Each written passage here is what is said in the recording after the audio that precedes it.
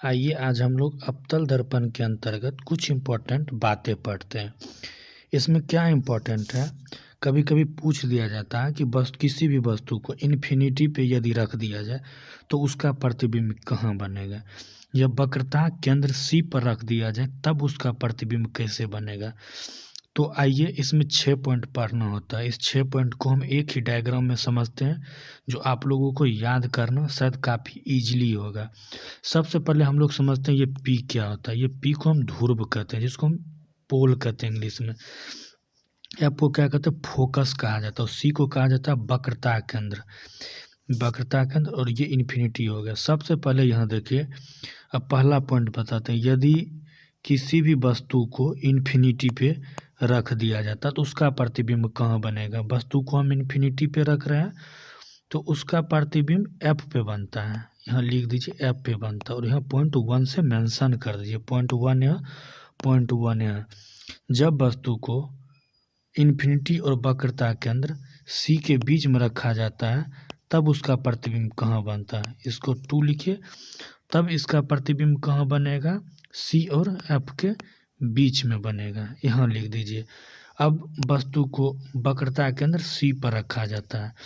यदि किसी वस्तु को वक्रता केंद्र सी पे रखा जाए तो उसका प्रतिबिंब कहाँ बनेगा। अगर आप लोग जानते हैं तो कमेंट में ज़रूर लिखिए।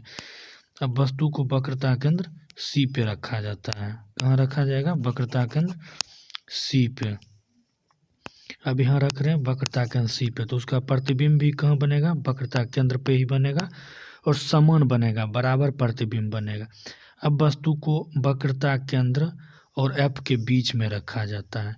इसके बीच में यदि वस्तु को रखा जाए तो उसका प्रतिबिंब कहाँ बनेगा, उसका प्रतिबिंब सी और इन्फिनिटी के बीच में बनेगा। यदि वस्तु को एफ पे रखा जाए, कहाँ, एफ पे, तो उसका प्रतिबिंब कहाँ बनेगा, इन्फिनिटी पे बनेगा। कहाँ बनेगा, इन्फिनिटी पे बनेगा।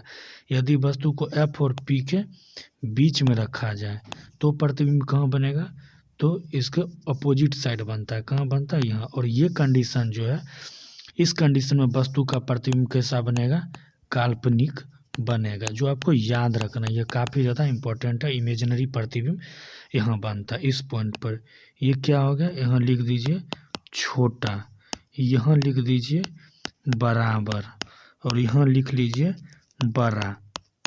ठीक है ना।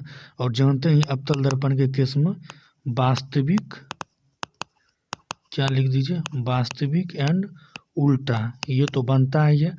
अब जितना भी कंडीशन है सबके साथ वास्तविक और उल्टा बनेगा ही। अब पूछेगा वास्तविक और उल्टा बन रहा है तो छोटा प्रतिबिंब किसके बनेगा, यहाँ देख लीजिए छोटा बन रहा है। कहाँ, जब वस्तु को इन्फिनिटी पे रखा जा रहा है तो प्रतिबिंब कहाँ, वास्तविक, उल्टा और छोटा बन रहा है।